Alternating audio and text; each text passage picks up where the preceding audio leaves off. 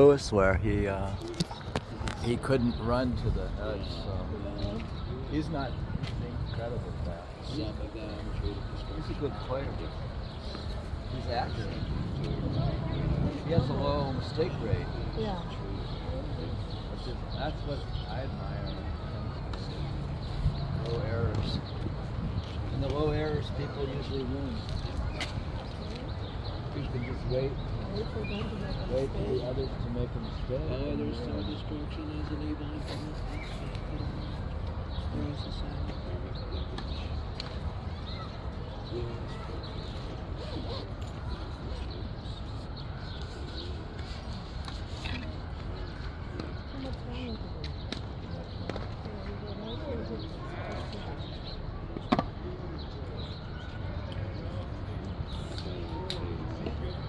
Now you're too high. You have no days where it's This is too much of a swing, you know? They have countries and places where it's eternal spring. It's always 70 degrees. That is mean. You have to be 5,000 feet up on the equator. Or the town.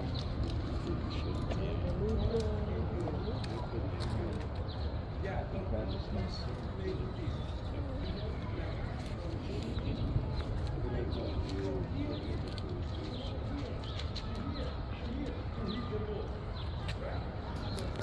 Buddhist monks in Central Asia.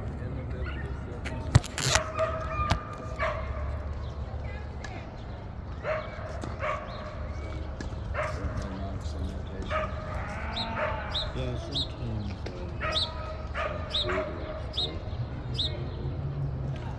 This is tale number 9 from the Tales from the Tao, the wisdom of the Taoist masters. To see if there's any wisdom, because if you don't have any wisdom, then you have to read about it. So this one's dancing the yin and yang. So later on, if I go out to work out, I'm going to have to dance the yin and yang.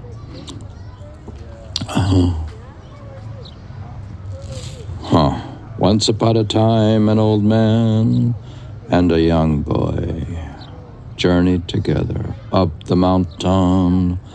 Yeah, and the other day I was looking at the eclipse, and there was a young boy there, and he was looking, and he had come home from school, and with the family, we had family time.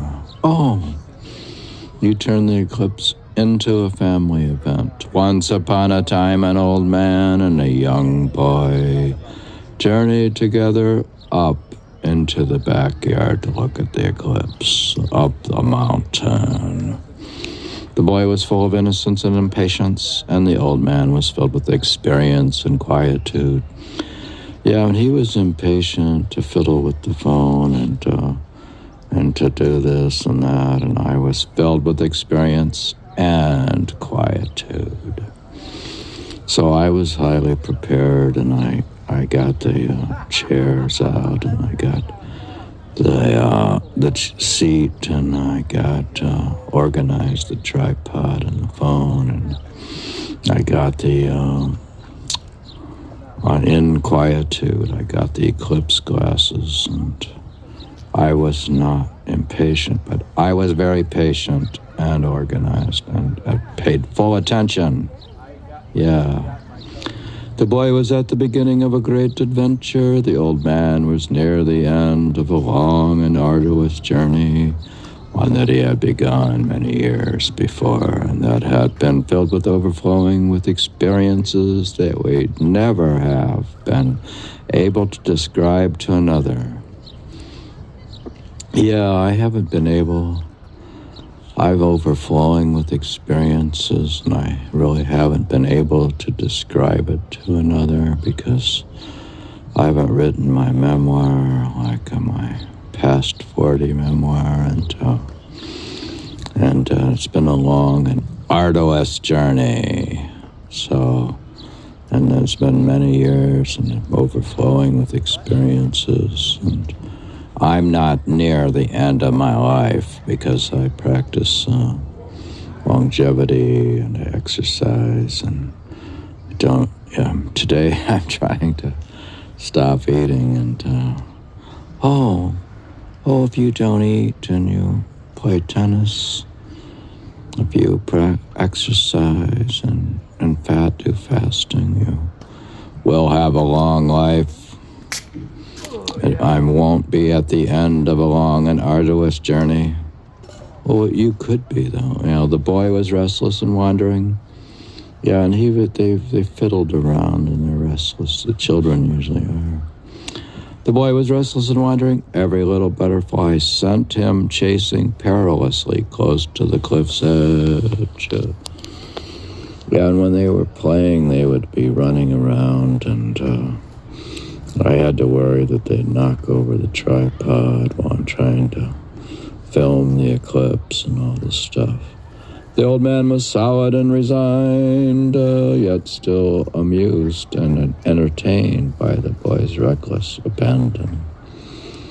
Well, I'm really solid and resigned to the path, the spiritual path, but I'm still amused by the children, so...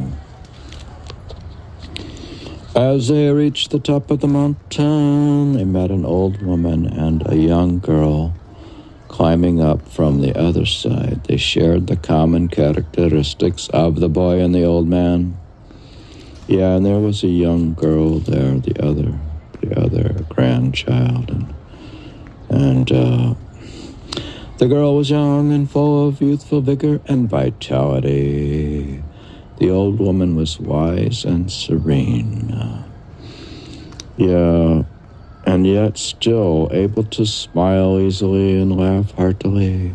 Yeah, and they still were able to, the women were able to have a good time and laugh and take photos and enjoy the occasion. They too had been on a long and at times perilous journey, and they too were now at the end of their quest.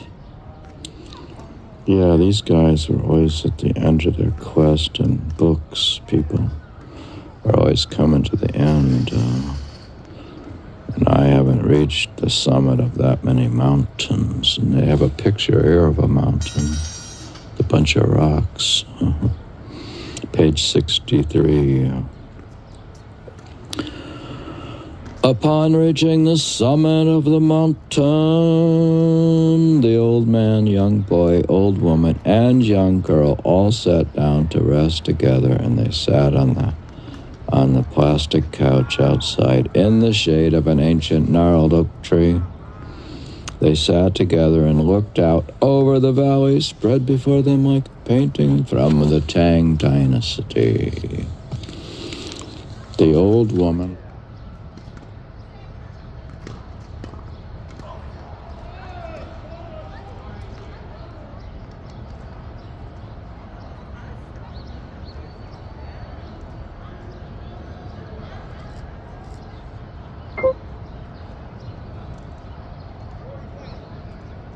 looked over at the young girl and smiled. The old man looked over at the young boy and grinned. Then they nodded to each other. The words were not needed, and so none were offered. Instead, they all sat there lost in time, just gazing at the eclipse. And I was using the sunglasses. I put the eclipse glasses over my sunglasses, which was done better. The Polaroid sunglasses seemed to make it even better.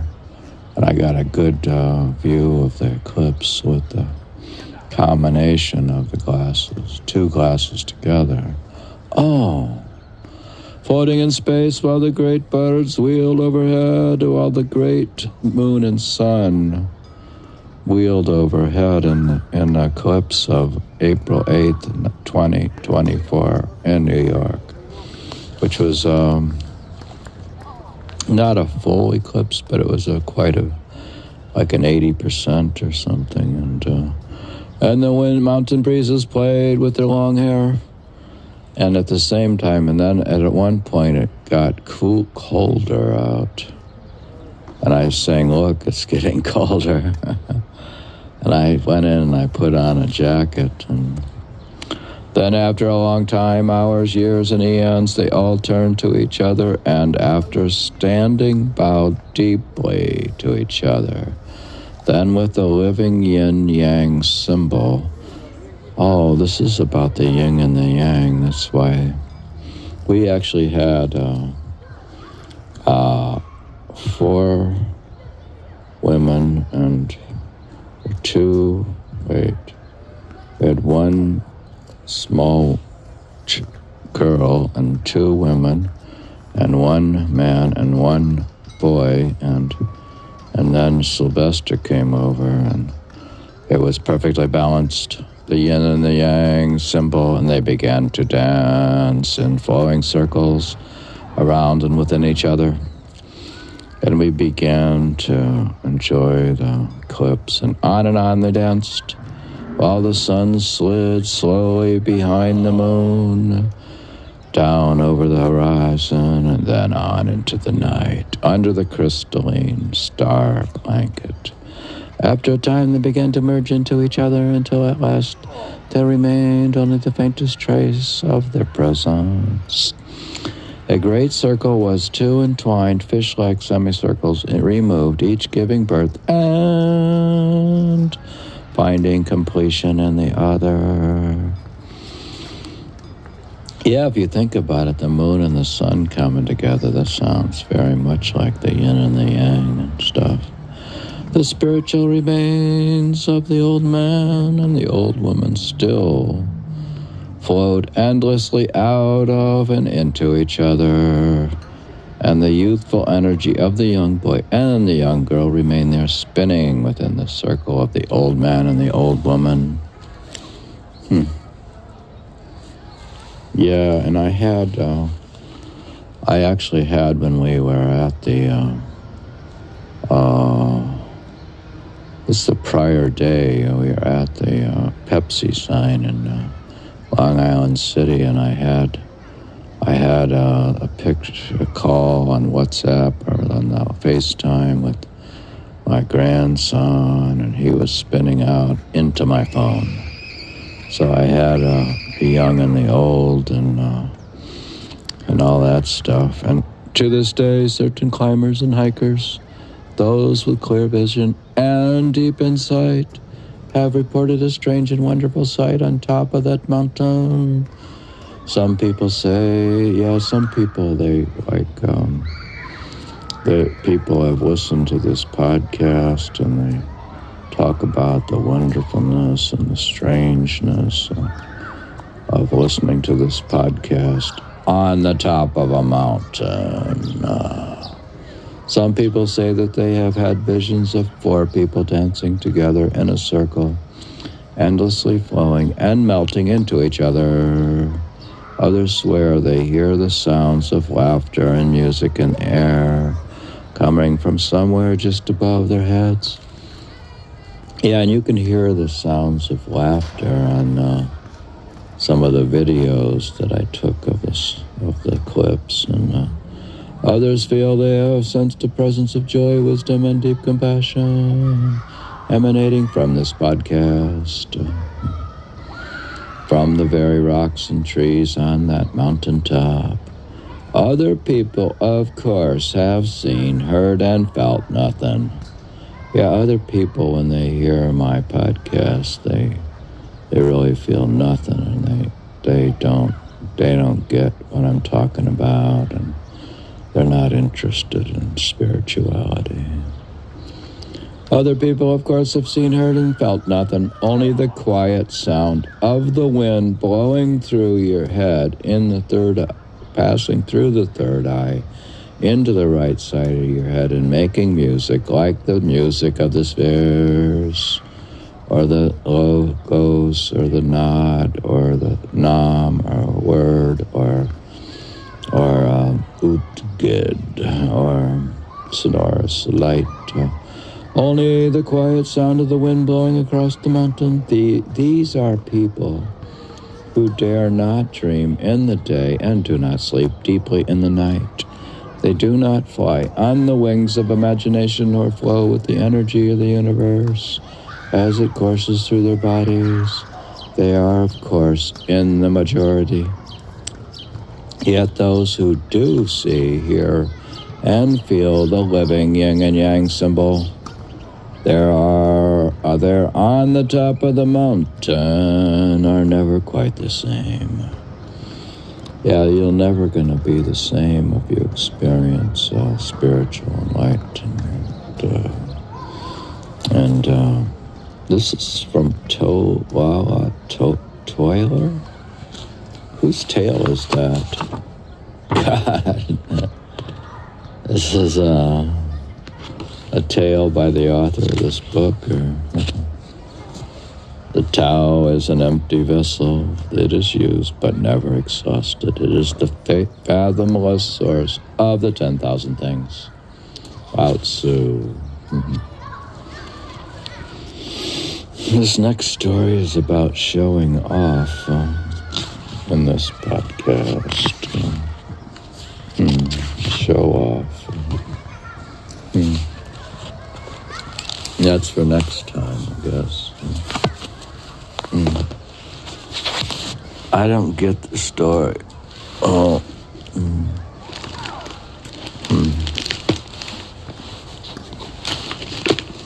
But I guess it worked for the eclipse story. This is reading more. I continue on this book. I don't know where to read in it, but I'm going to continue in the introduction now. Before I get too distracted, I'm going to continue this podcast. The wandering mind.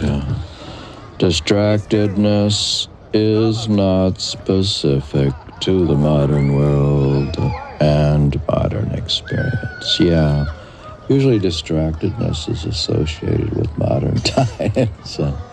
In the past, they weren't distracted. They had perfect concentration, and they were able to do meditation and yoga, and so things were much better back in the 60s and 70s. And they were able to meditate during satsang, and there wasn't as much distraction. Oh, okay. Distractedness is not specific to the modern world and the modern experience, and as the monks make clear, neither is our anxiousness about distraction. Yeah, what happened with your dreams last night? What was going on? Well, yeah, what happened? As the neuroscientist Adam Kazali and the psychologist Larry D. Rosen have put it, we have ancient brains, the neurological mechanics that make us so very distractible were bestowed on us and on pre-modern monks by our shared evolutionary ancestors. Also, they're trying to say we're still a bunch of cavemen. Yeah, well, you appear to be a caveman in the way where you grunt and all the stuff you do in the tennis game, and you're grunting and you turn it into your sports and stuff, the volleyball and the tennis into some sort of barbaric battle. But we modern persons are also heirs to a set of cultural values surrounding cognition. Yeah, but if you have cognition, if you have words like cognition, it must be modern times, that are very specifically monastic and to an extent specifically Christian. Yeah, and if you're Christian, you must be modern and stuff and not a caveman anymore. This is not to say that the questions of attention and distraction are exclusive to Christian monks. Many spiritual adepts across ancient In medieval Eurasia sought a calm and concentrated mind, and Taoist and Buddhist monks devised an extensive repertory of attention techniques in these same centuries. Yeah,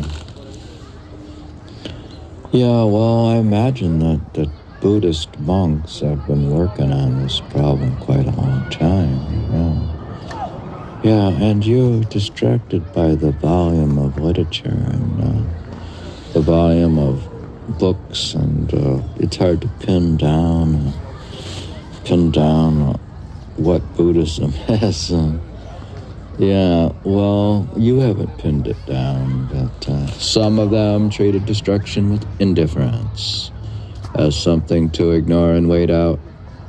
Yeah, maybe I should treat it with indifference and just not worry and have anxiety about it and do my meditation and stuff. I don't think that I have distraction, then I won't. Yeah. While others saw distraction as an evil impediment or as a sign of karmic blockage. Yeah, I suppose I could have karmic blockage. I've been saying I need to be rid of my karmic blockage.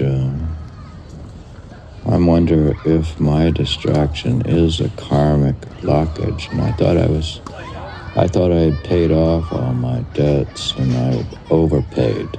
Oh, yeah, you overpaid in a way. Do you have reverse karma where people owe you damages when overpaying your karma? Now they owe you and you have... Yeah, people owe me money, and now I have... wait a minute. You have karmic blockage? Yeah. I could have the evil impediment of karmic blockage. Yeah, but I thought you were able to reduce your karma by meditation. I don't know. Buddhist monks in Central Asia in the 5th to 7th century, for example, had a penchant for portraying demons as armed intruders, threatening monks in meditation. Yeah, sometimes I have intruders threatening me in meditation and stuff, so the evidence for their views is concentrated in Turfan and settlement along the Silk Road, where, as it happens, many Christian monastic texts would find an enthusiastic reception in the 9th and 10th centuries, possibly much earlier. Yeah. It's interesting how in this time period Christian stuff did go to the east, and I don't remember what I read about all that stuff, but it did. Stuff had traveled, but early Christianity stuff is kind of unfathomable, I suppose. In any case, it's clear that early Christian monks were deeply concerned about distraction, sometimes more so than their contemporaries to the east, and thanks to a long afterlife of Christian concerns about distraction, we are still living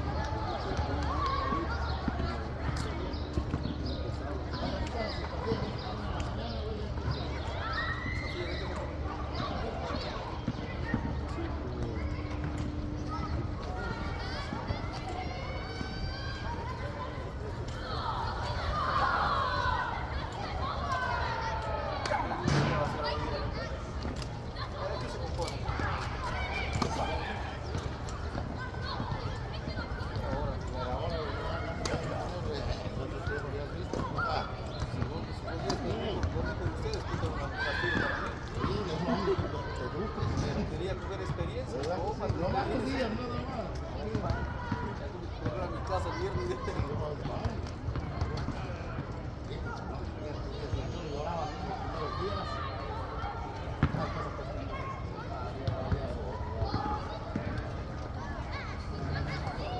No tenía un departamento hermoso, lo comía solito, vivía con un estudio chiquito solo.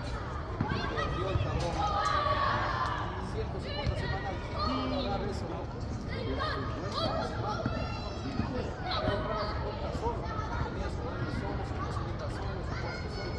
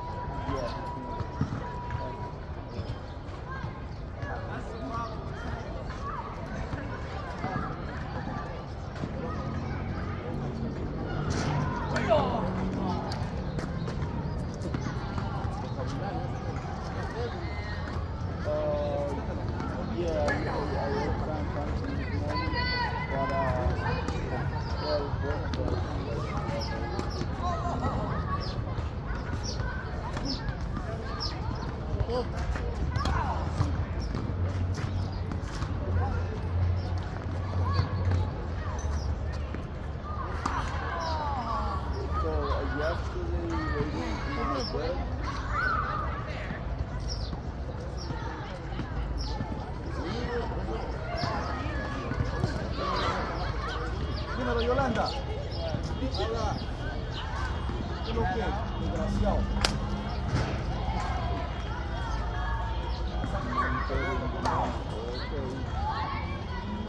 Bravo.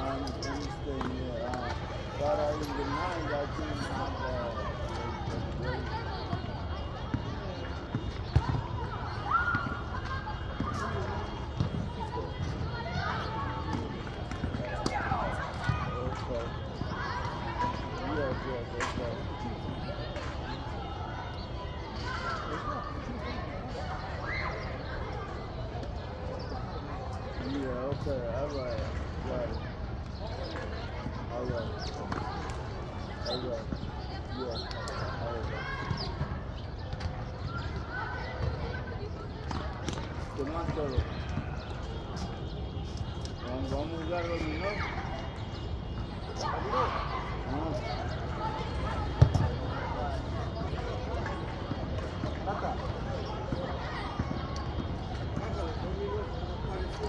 Perdiste los baños. No, pues si las alas, perdiste los ciudadanos. No están completos.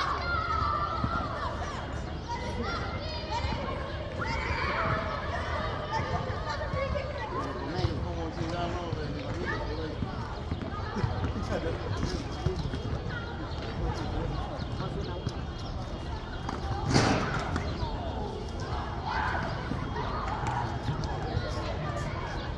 Carlos, vámonos todos, pues.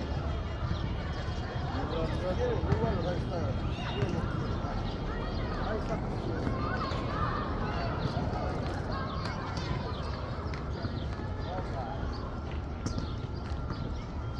Vamos a jugar, rápido. Pero raro.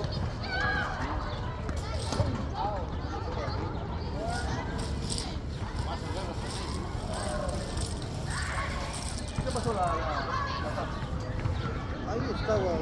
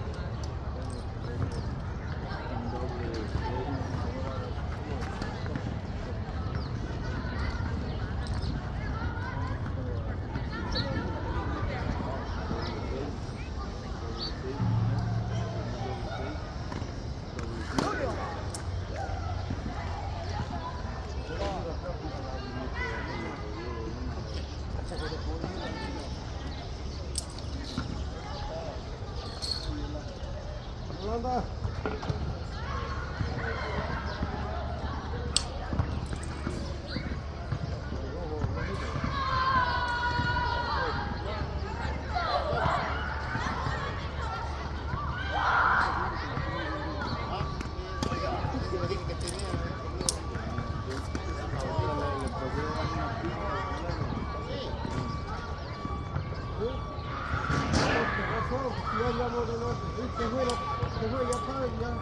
Ya cogieron los tragos.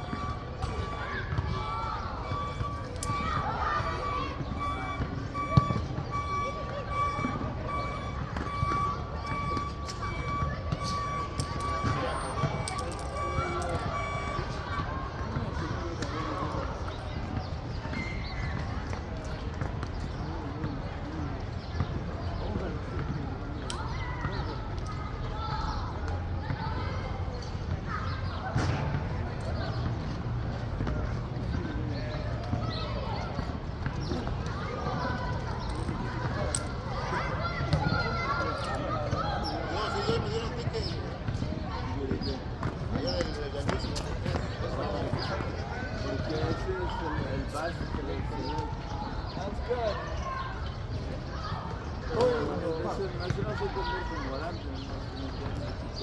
Loco, si tienes suerte, los hombres están como policías ahí parados en la estación.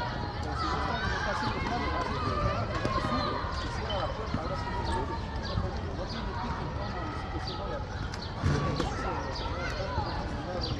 no tiene ticket, no necesito sin dólares.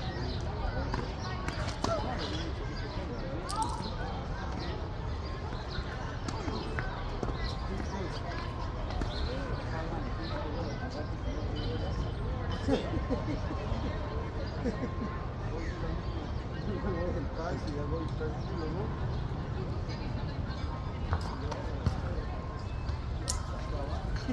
¿Cómo?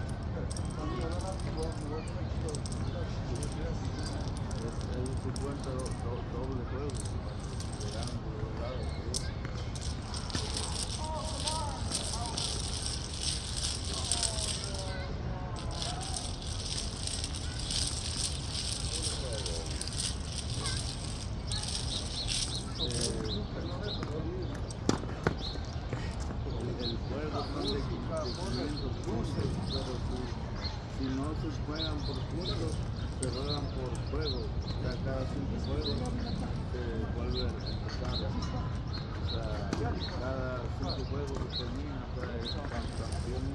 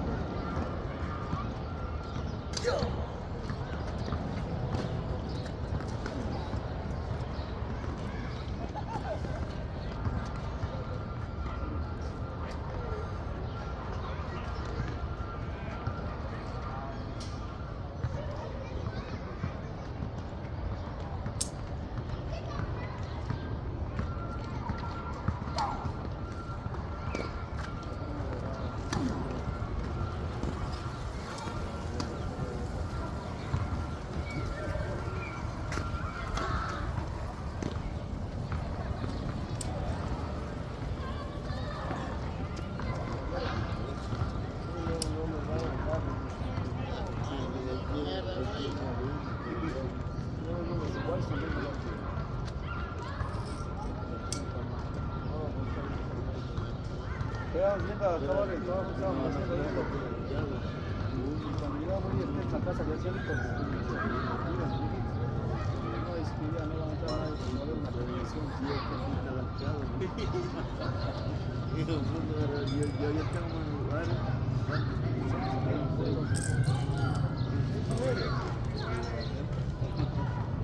Tiene a Roche. Roche, sabe demorar.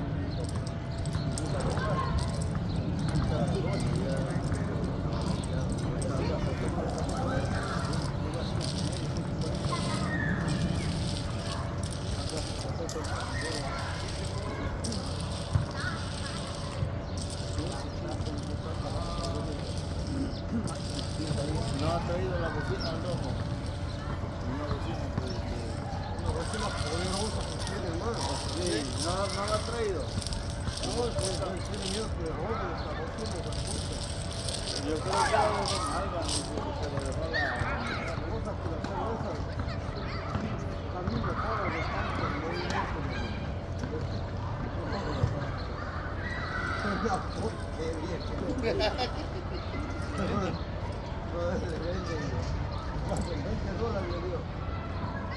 Pero un hijo de puta, no es que sale tantito y no se puede, si va a ir a enterrar.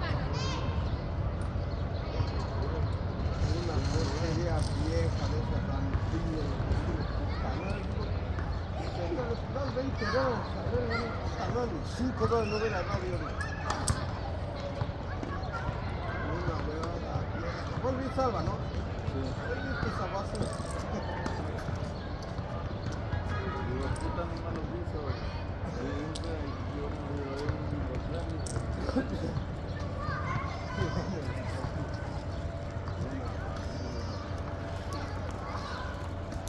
No, dice, está posible ser.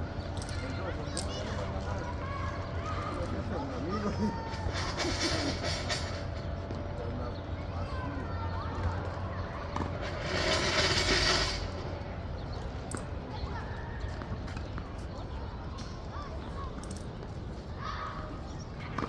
¿Cómo es que de ese cabrón? Yo también pensé, hice una bocina, hasta que tiene una bocina chingona. Pensé que iba a haber para hacer unos 3 días para mi nota, pero no. Entonces yo tenía que regalar el formato. Claro.